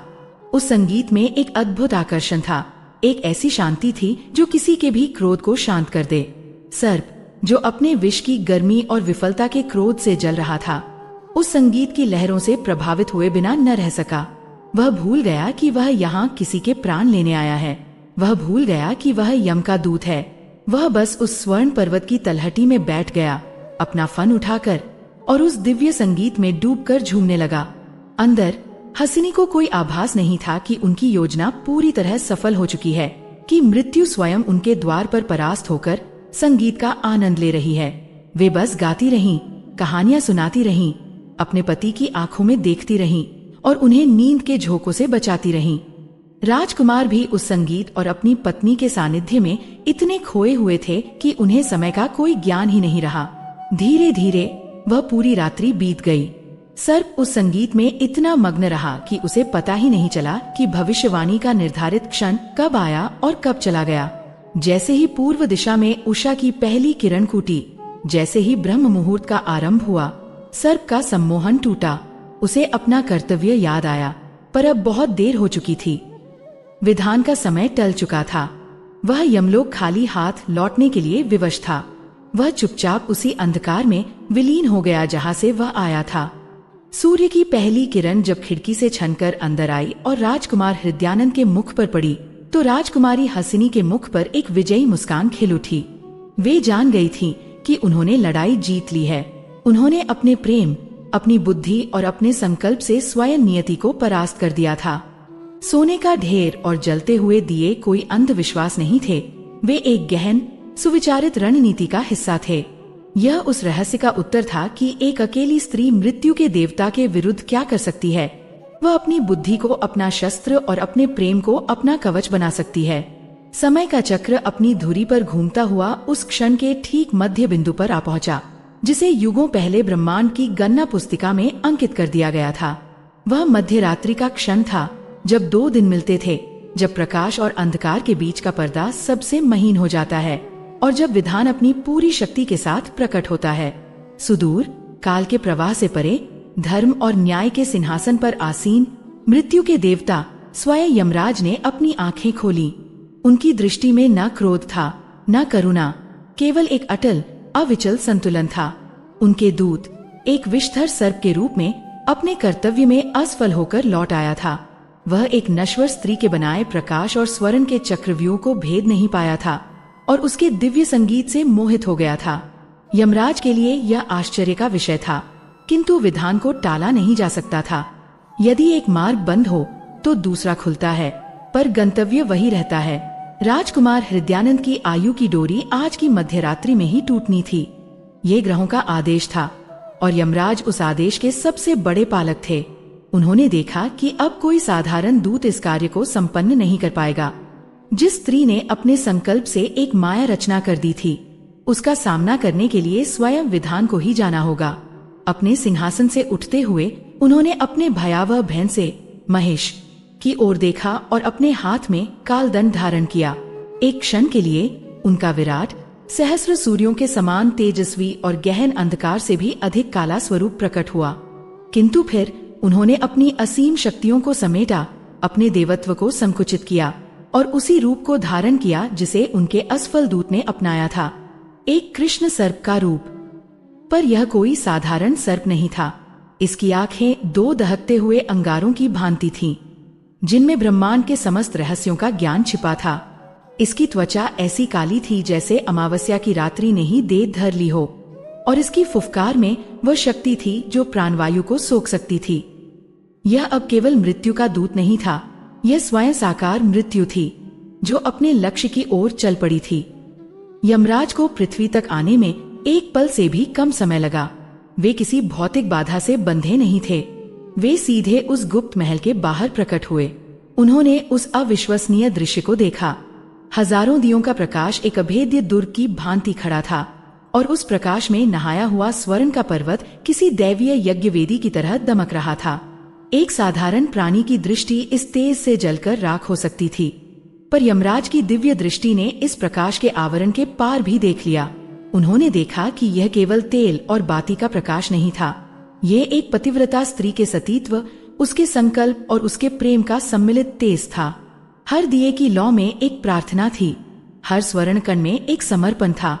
यह भौतिक नहीं, एक आध्यात्मिक बाधा थी। उन्होंने सोचा, विचित्र है यह नश्वर स्त्री, इसने मृत्यु को रोकने के लिए उन सभी वस्तुओं का ढेर लगा दिया है जिसे मनुष्य जीवन भर पाने के लिए मृत्यु का भी वरण कर लेता है। वे जानते थे कि वे इस प्रकाशपुंज को चीरकर उस स्वर्ण राशि को लांघकर एक ही क्षण में अंदर प्रवेश कर सकते हैं। कोई भी भौतिक वस्तु उन्हें रोक नहीं सकती थी। किंतु वे केवल मृत्यु के देवता नहीं, धर्म के भी देवता थे। और यहाँ धर्म का एक बहुत ही जटिल प्रश्न उपस्थित हो गया था। एक और राजकुमार की आयु का पूर्व निर्धारित विधान था जो उनका पालन करने का परम धर्म था। दूसरी ओर एक स्त्री का अपने पति के प्रति निभाया जाने वाला परम धर्म था, जिसकी रक्षा करना भी उनका ही कर्तव्य था। वे इस धर्म संकट के मर्म को समझना चाहते थे। वे देखना चाहते थे कि मनुष्य के संकल्प की सीमा क्या है। इसलिए उन्होंने अपनी शक्ति का प्रयोग न करने का निर्णय लिया। वे एक साधारण सर्प की भांति ही व्यवहार करेंगे और देखेंगे कि ये स्त्री उन्हें कैसे रोकती है। वे चुपचाप उस स्वर्ण और रजत के पर्वत के निकट पहुँचे, जैसा उनके दूत के साथ हुआ था। उनकी आंखें भी उस असहनीय चकाचौंध से भर गईं। हजारों दियों का प्रतिबिंब लाखों रत्नों और मुद्राओं पर पड़कर एक ऐसा इंद्रजाल रच रहा था जिसमें दिशा का ज्ञान होना असंभव था। यह राजकुमारी की रणनीति का पहला सफल चरण था। उसने मृत्यु के देवता को भी एक साधारण जीव की भांति व्यवहार करने पर विवश कर दिया था। अंदर जाने का कोई मार्ग न पाकर और अपनी भूमिका के अनुसार यमराज उसी स्वर्ण के ढेर के सबसे ऊंचे शिखर पर जाकर बैठ गए। वहां से उन्हें कक्ष के भीतर का दृश्य तो नहीं दिख रहा था, पर एक दिव्य ध्वनि लहरी उन तक पहुंच रही थी। यह राजकुमारी हसिनी का स्वर था, और उस स्वर में ऐसा क्या था कि स्वयं काल के स्वामी भी स्थिर हो गए। हसिनी उस समय राजकुमार को सावित्री और सत्यवान की कथा सुना रही थी। यह एक सोची समझी योजना थी। वे जानती थीं कि यह केवल एक कहानी नहीं, बल्कि एक आवाहन है, एक प्रेरणा है। जब उनके मुख से सावित्री के दृढ़ संकल्प और यमराज के साथ हुए उसके संवाद के शब्द निकल रहे थे, तो बाहर बैठे यमराज को ऐसा प्रतीत हुआ मानो वे स्वयं इतिहास के उस क्षण को पुनः जी रहे हों। उन्हें अपने ही कहे हुए वचन, सावित्री की बुद्धि और तर्क शक्ति और अंततः एक पतिव्रता के धर्म के समक्ष अपने ही विधान को बदलने की वह अद्भुत घटना, सब कुछ स्मरण हो आया। वे हसिनी की वाणी में वही दृढ़ता, वही निष्ठा और वही अदम्य साहस अनुभव कर रहे थे जो उन्होंने युगों पहले सावित्री में देखा था। वे समझ गए कि यह स्त्री केवल कहानियां नहीं सुना रही है, वह स्वयं को उस कहानी का पात्र बना रही है। कहानी समाप्त हुई तो राजकुमारी ने भजन गाना आरंभ किया। उन्होंने भगवान शिव के महामृत्युंजय मंत्र का गायन शुरू किया। उनकी आवाज में इतनी भक्ति, इतनी एकाग्रता और इतनी शुद्धता थी कि उस मंत्र का हर अक्षर जैसे जीवंत हो उठा। यमराज, जो स्वयं शिव के सबसे बड़े गणों में से एक हैं, ने उस मंत्र की शक्ति को अनुभव किया। उन्होंने देखा कि उस संगीत से उत्पन्न आध्यात्मिक तरंगें एक अदृश्य अभेद्य ऊर्जा क्षेत्र का निर्माण कर रही हैं, एक ऐसा सुरक्षा कवच बना रही हैं जिसे भेदने का अर्थ होता स्वयं महादेव की इच्छा के विरुद्ध जाना। वे मंत्रमुग्ध थे। मंत्रमुग्ध शब्द शायद उनके लिए उपयुक्त नहीं था। वे उस भक्ति की शक्ति का विश्लेषण कर रहे थे। वे देख रहे थे कि कैसे ध्वनि, श्रद्धा और प्रेम मिलकर भौतिक नियमों को भी चुनौती दे सकते हैं। वे अपने आने का उद्देश्य भूले नहीं थे, पर उन्हें अपने उद्देश्य से भी अधिक गहन और महत्वपूर्ण एक घटनाक्रम देखने को मिल रहा था, कर्म और भाग्य का महासंग्राम। वे उस स्वर्ण सिंहासन पर बैठे रहे, एक मौन साक्षी की भांति।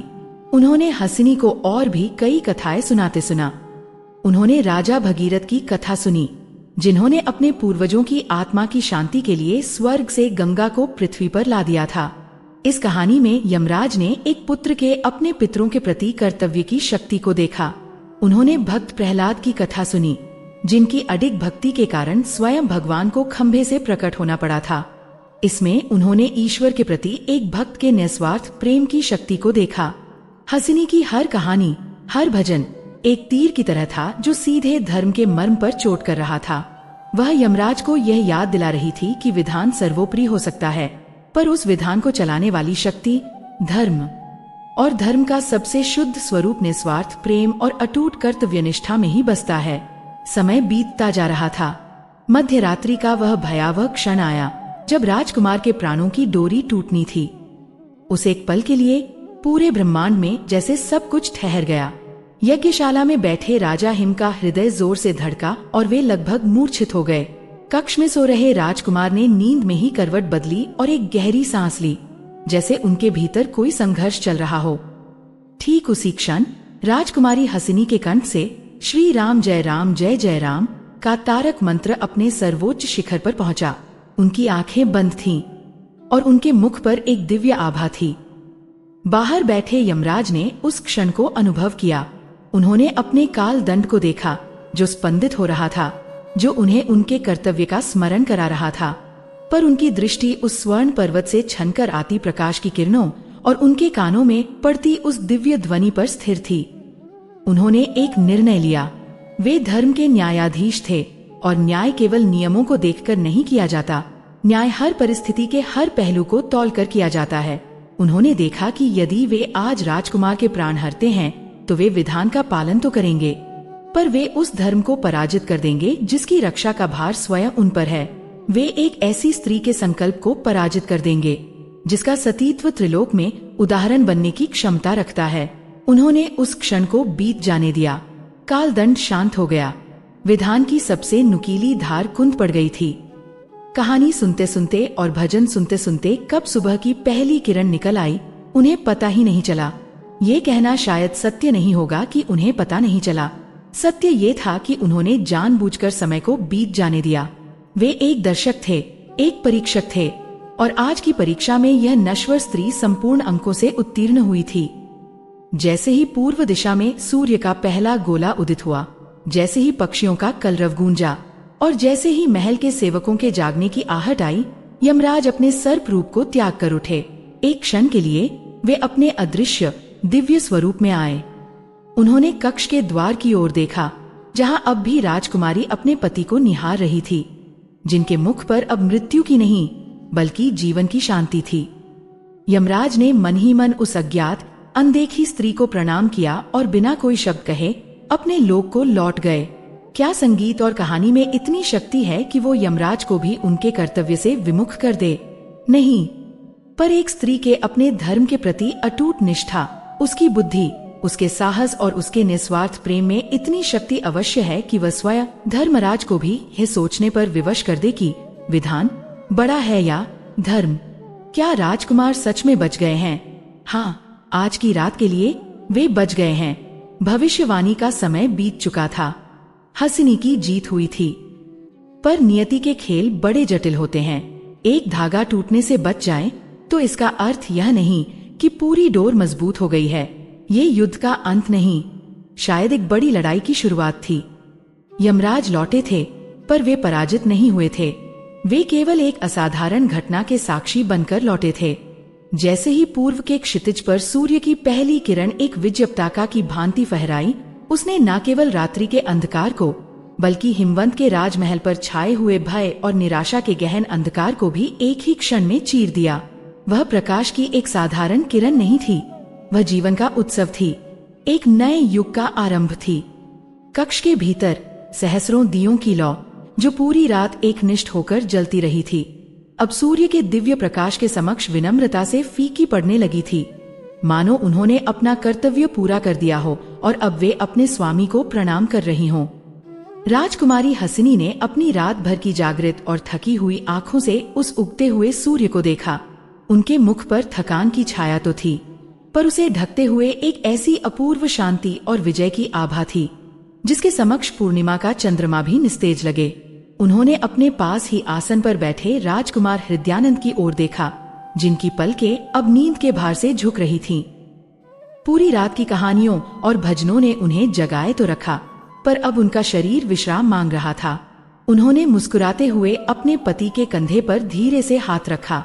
हृदयानंद ने आंखें खोलीं और अपनी पत्नी के शांत दीप्तिमान मुख को देखकर वे सब कुछ भूल गए। उन्होंने कहा, हसिनी, ये रात्रि मेरे जीवन की सबसे अद्भुत रात्रि थी। तुम्हारा सानिध्य, तुम्हारी कथाएं, तुम्हारा संगीत, ऐसा प्रतीत हो रहा था मानो हम स्वर्ग में हों। पर अब मुझे तीव्र निद्रा आ रही है। हसिनी की आंखों की कोरों में स्नेह और विजय के 2 अश्रुकण छलक आए। उन्होंने उन्हें अपनी उंगलियों से पोंछते हुए कहा, अवश्य स्वामी, अब आप निश्चिंत होकर विश्राम करें। संकट की घड़ी टल चुकी है, अब आपको काल का कोई भय नहीं है। राजकुमार ने आश्चर्य से पूछा, संकट? कैसा संकट?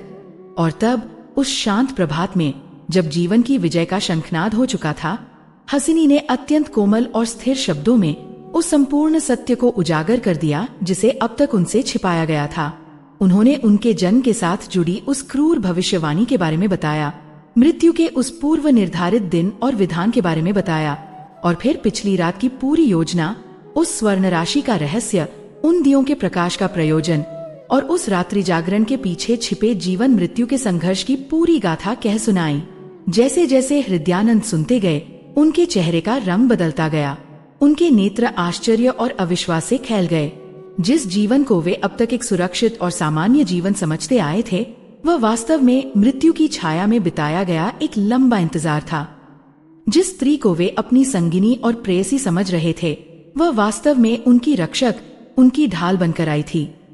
उन्हें उन सभी पहेलियों के उत्तर मिल गए, उनके पिता की आंखों में छिपी चिंता, इस महल का एकाकीपन और हसीनी के विवाह के प्रस्ताव के पीछे का वास्तविक कारण। जब उन्हें यह बोध हुआ कि पिछली रात वे मृत्यु के कितने निकट थे और किस प्रकार इस अकेली स्त्री ने अपनी बुद्धि और संकल्प से उन्हें उस पाश से खींच निकाला है, तो उनका हृदय कृतज्ञता, आश्चर्य और एक ऐसे प्रेम से भर गया जिसकी गहराई को मापना असंभव था। वे आसन से उठे और अपनी पत्नी के सामने घुटनों के बल बैठ गए। उन्होंने हसीनी के दोनों हाथों को अपने हाथों में ले लिया और उन्हें अपनी आंखों से लगा लिया।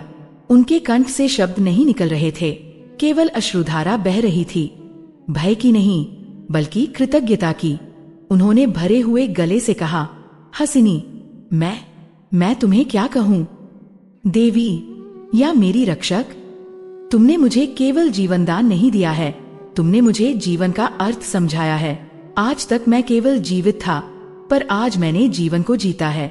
मैं वचन देता हूँ कि ये जीवन, इसकी हर श्वास अब से केवल तुम्हारी है। उसी समय महल के बाहर एक और भावुक पुनर्मिलन की तैयारी हो रही थी। राजा हिम और महारानी सुमेधा, जो पूरी रात यज्ञशाला में बैठे बैठे लगभग पत्थर बन गए थे, सूर्य की पहली किरण के साथ ही एक दूत को राजकुमार के महल की ओर दौड़ाया था। वे किसी भी समाचार के लिए तैयार थे। उनका हृदय दुख के महासागर में सुख की एक बूंद के लिए तरस रहा था। जब दूत ये शुभ समाचार लेकर लौटा कि राजकुमार और राजकुमारी दोनों पूर्णतः सुरक्षित और स्वस्थ हैं, तो एक पल के लिए उन्हें विश्वास ही नहीं हुआ। वे दोनों नंगे पैर ही अपने पुत्र के महल की ओर दौड़ पड़े। जब उन्होंने अपने पुत्र को स्वस्थ और अपनी पुत्रवधू के साथ मुस्कुराते हुए देखा, तो उनकी वर्षों की पीड़ा, उनका दशकों का भय आंसुओं के सैलाब के रूप में फूट पड़ा। उन्होंने हृदयानंद को अपने सीने से ऐसे लगा लिया जैसे कोई अपनी खोई हुई निधि को पा लेता है। महारानी सुमेधा ने हसीनी को अपने आलिंगन में भर लिया और सिसकते हुए केवल इतना कह सकी, पुत्री, तुम हमारे कुल की रक्षिका बनकर आई हो। तुमने वह कर दिखाया जो शस्त्रों के ढेर, किलों की दीवारें और एक पिता का सारा पहरा मिलकर भी नहीं कर सका। ये समाचार दावानल की तरह पूरे राज्य में फैल गया। जिस प्रजा ने कल तक अपने राजकुमार के जीवन के लिए प्रार्थना की थी, वह आज उसकी विजय के उत्सव में डूब गई। हर ओर ढोलन गाड़े बजने लगे, हर घर में मिठाइयाँ बांटी जाने लगी। यह केवल एक राजकुमार के जीवन की रक्षा का उत्सव नहीं था, यह आशा की, संकल्प की और प्रेम की विजय का उत्सव था।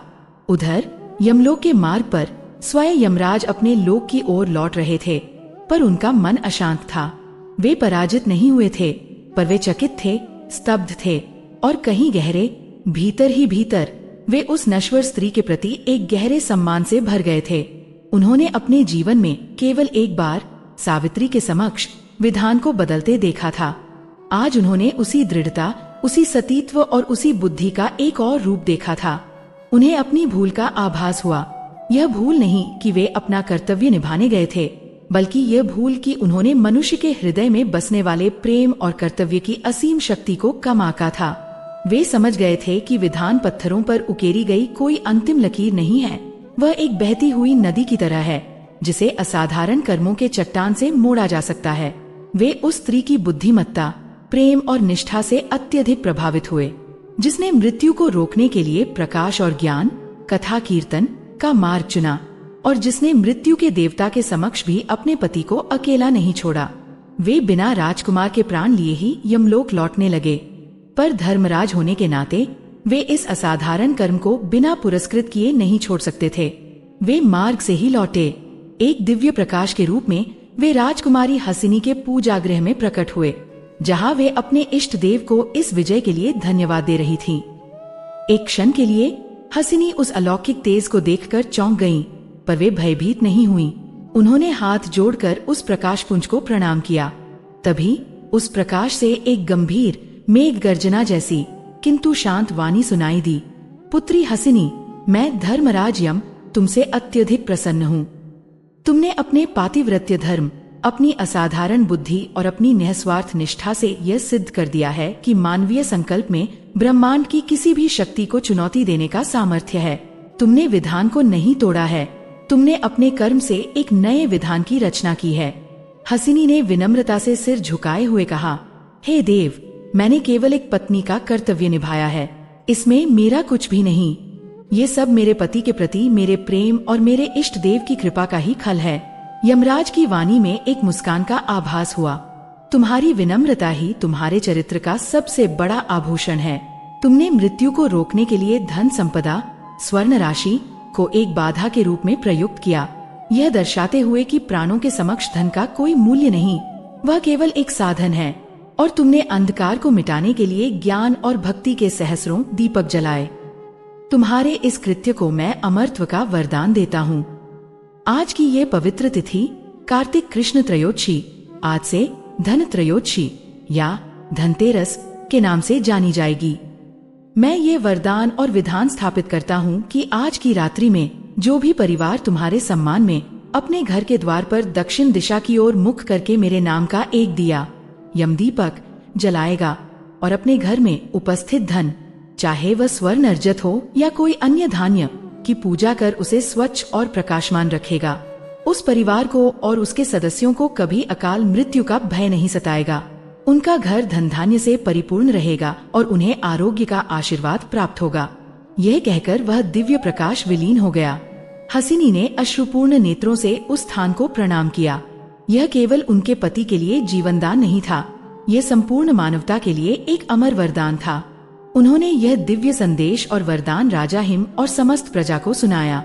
राजा हिम ने उसी क्षण यह राजकीय घोषणा कर दी कि अब से हर वर्ष इस दिन को एक महापर्व के रूप में मनाया जाएगा। उस दिन पहली बार हिमवंत राज्य के हर घर में, चाहे वह अमीर हो या गरीब, लोगों ने अपनी क्षमता के अनुसार सोने, चांदी या बर्तनों की पूजा की। उन्होंने अपने घरों को साफ सुथरा किया और संध्या के समय हर द्वार पर दक्षिण दिशा में यमराज के नाम का एक दीपक जलाया। उस दिन से कार्तिक कृष्ण त्रयोदशी की तिथि धनतेरस के नाम से अमर हो गई। यह कथा इस बात का प्रमाण बन गई कि जहाँ सच्चा प्रेम और कर्तव्य निष्ठा हो, जहाँ बुद्धि और संकल्प का अटूट संगम हो, वहाँ स्वयं यमराज भी अपना नियम बदल देते हैं और विधान में एक नया अध्याय जोड़ देते हैं। निष्कर्ष, ये केवल एक कहानी नहीं बल्कि एक विश्वास है। विश्वास प्रकाश का अंधकार पर, ज्ञान का अज्ञान पर और प्रेम का स्वयं मृत्यु पर विजय का। इसीलिए आज भी हम धनतेरस पर दिए जलाते हैं और स्वर्ण खरीदते हैं, केवल एक परंपरा के रूप में नहीं, बल्कि उस राजकुमारी की जीत का जश्न मनाने के लिए जिसने मृत्यु को भी प्रतीक्षा करने पर विवश कर दिया।